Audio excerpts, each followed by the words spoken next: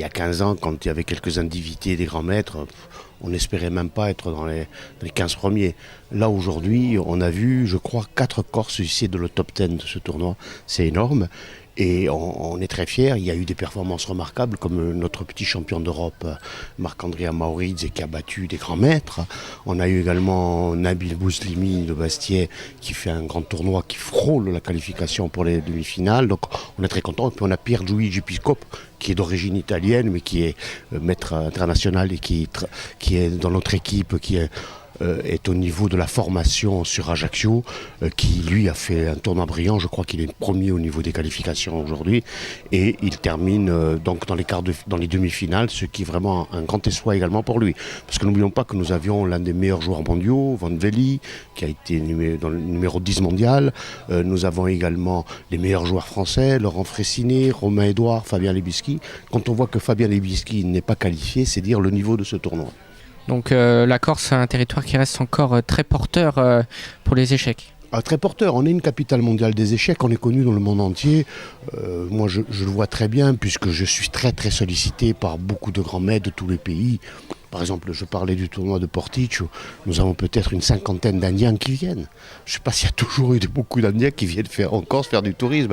Donc c'est une manière aussi pour nous de nous impliquer dans la société corse, de la faire connaître d'une belle manière et d'amener je crois que chaque année on a déjà pas loin d'1 millier de personnes qui viennent via les échecs, puis si on peut en faire venir plus, on en fera. Ce week-end à Calvi, comment trouvez-vous le niveau de la compétition ? Le niveau est excellent, je connais bien le tournoi. J'ai eu beaucoup de mal à me qualifier, j'ai dû gagner les 3 dernières manches, les 3 dernières parties, donc c'était pas simple du tout. Et hier j'ai eu une mauvaise journée. Aujourd'hui, j'ai l'impression que je joue un peu mieux, donc c'est plutôt... on verra. Après, ces demi-finales sont tellement serrées que ça se joue toujours sur des détails, donc c'est jamais facile de savoir avant, mais le niveau est très élevé et c'était vraiment pas simple. Aujourd'hui, en tant que joueur expérimenté et en tant qu'entraîneur, un petit conseil pour les jeunes joueurs, pour ceux qui voudraient débuter dans les échecs ou pour ceux qui voudraient aller plus loin ? Alors la chose la plus importante de très loin, c'est de prendre du plaisir en jouant. Voilà, c'est la base. Si on ne prend pas de plaisir, on peut pas aller loin. Et voilà, après, évidemment, il faut s'entraîner, il faut de la pratique. Il faut, comme je disais tout à l'heure, perdre des parties, forcément, pour apprendre. Et voilà, mais la base, c'est de prendre du plaisir en jouant et voilà, d'aimer le jeu. Tu es champion d'Europe.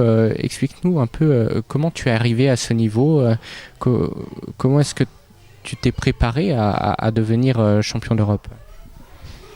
Il y avait le championnat du monde avant et le championnat de France.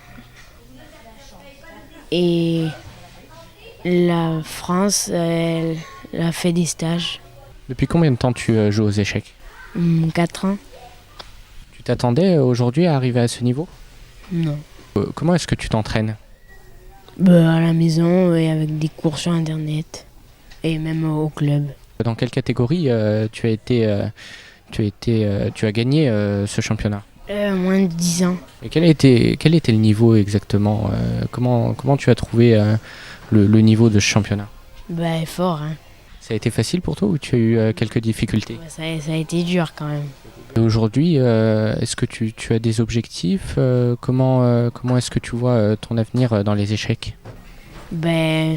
Je vais essayer d'être grand maître.